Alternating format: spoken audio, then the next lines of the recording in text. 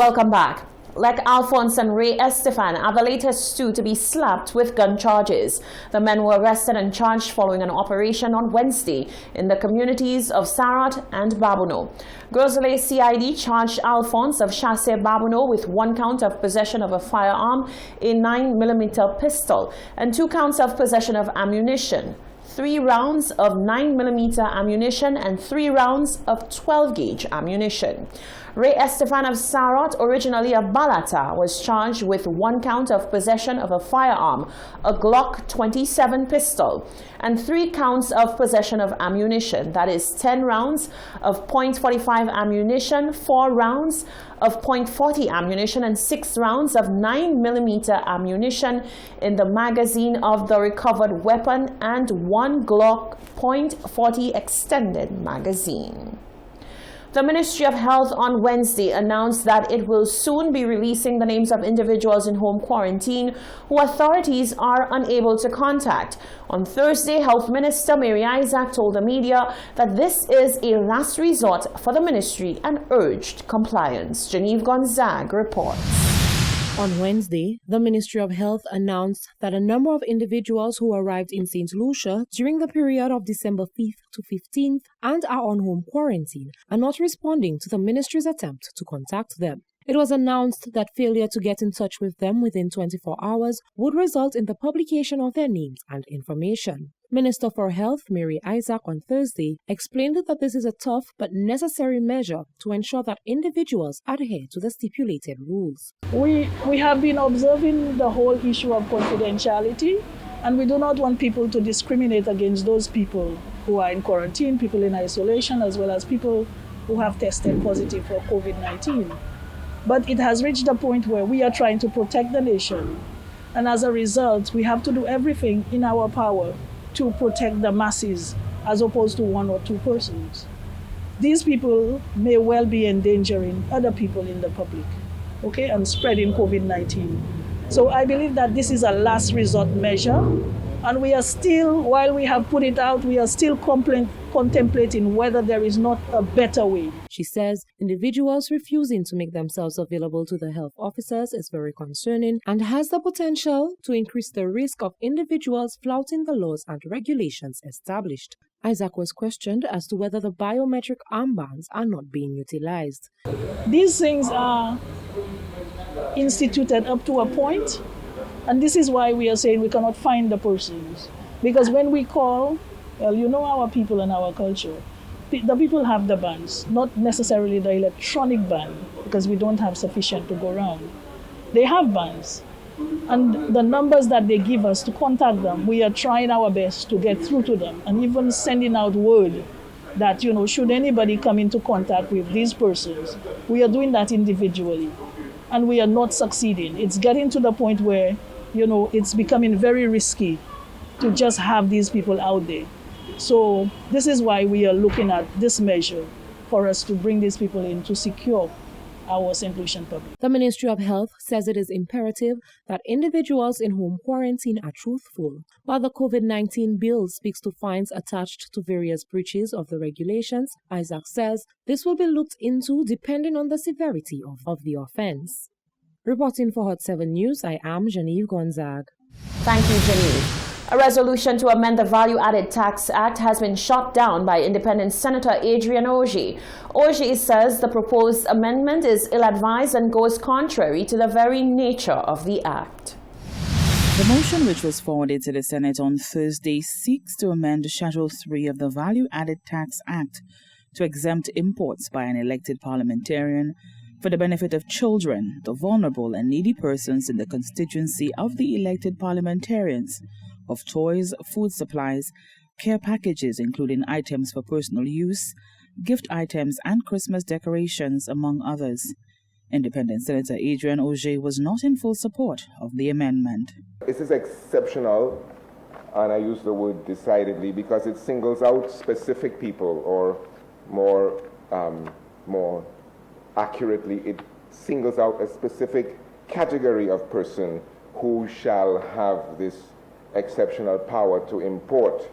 And we raise that, Madam President, in the context of the language of the VAT legislation, which deliberately made it difficult, and I say deliberately, again I use the word with intent, it made it difficult for VAT to be waived in any ad hoc manner, and actually that is why we are here and it has to come to Parliament.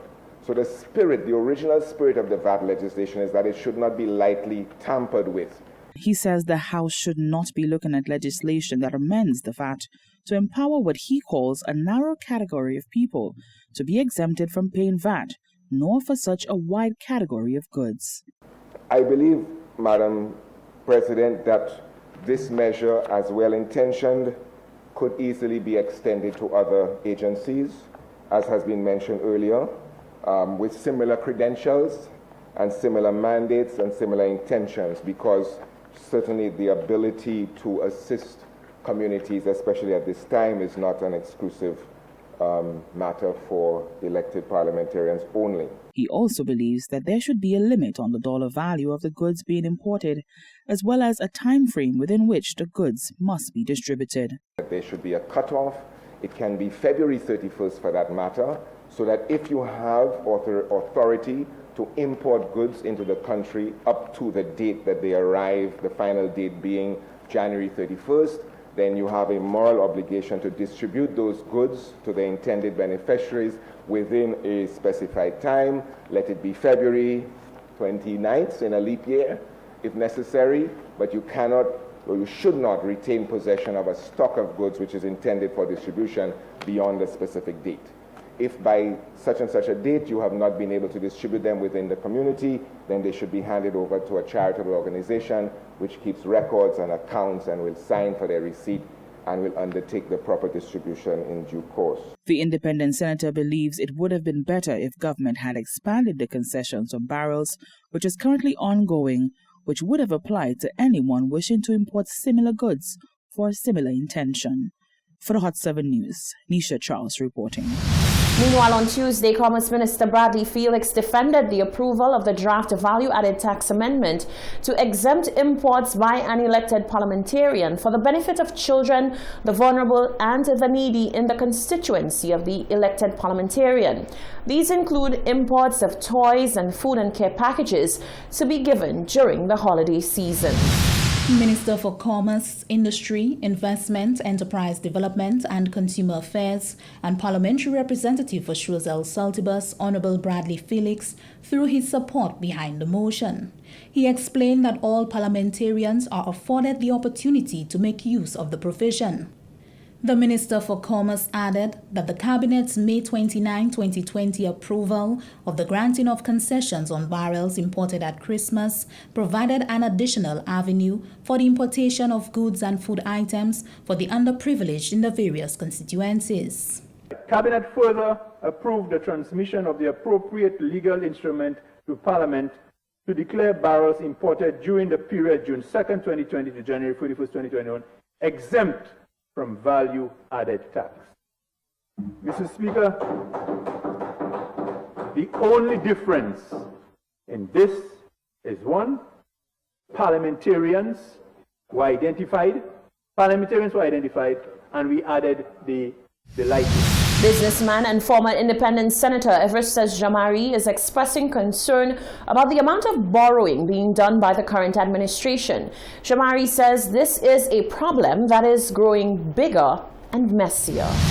Everestus Jamari has taken issue with the amount of money being borrowed by the government of St. Lucia, and as a concerned citizen, he can no longer remain silent on the matter.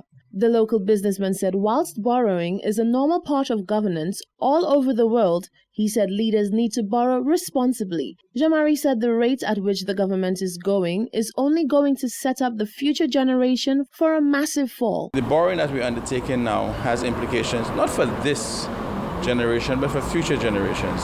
And that is why a country has to be very responsible in terms of what it borrows money for. And if it's going to be borrowing money, by and large, it should be mindful of who is responsible for paying those debts.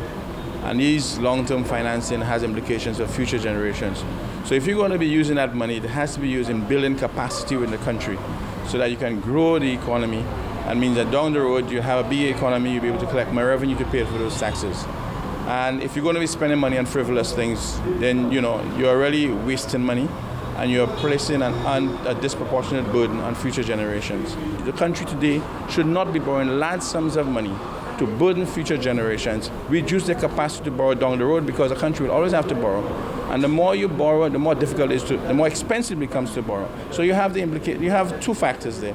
You're reducing capacity to borrow down the road, and you're burdening future generations.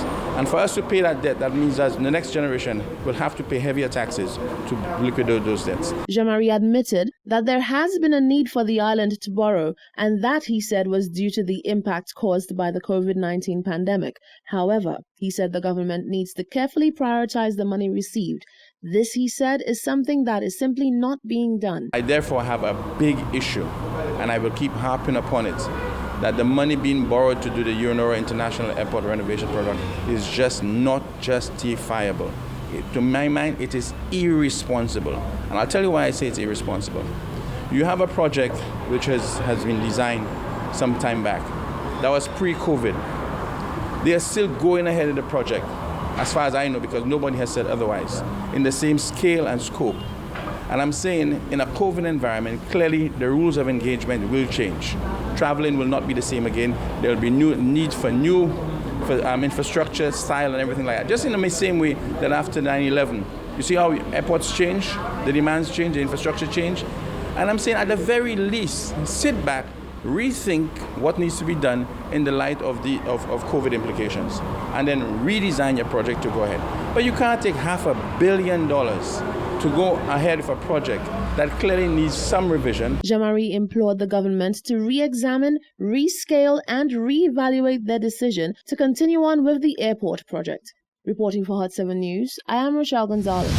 You're watching the Hot 7 TV Nightly News. Still to come, Herman Gil Francis rubbishes complaints about the revamped square, and Lisa Jawair joins the discussion regarding the need for women to carry pepper spray.